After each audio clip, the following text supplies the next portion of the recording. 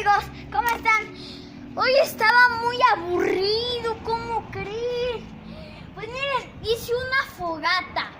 Miren amigos, fui en mi cuatrimoto, obvio. Eso es lo cool de tener una moto. Fíjense, aquí lo llevé, me llevé con un alambre y todo súper bien amigos. Vamos a cocinar esto. Fíjense, esto. Y ahorita cocinamos unos chiles. Y bueno, ¿cómo están amigos? Si ven este video, pues yo creo que les va a divertir, ¿eh? No sé.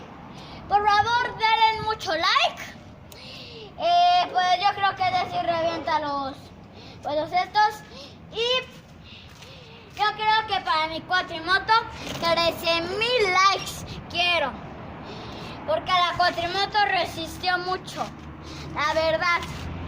Tuvimos que ir en un día que llovió y pues la verdad es que resistió. Por favor, 13,000 likes aquí.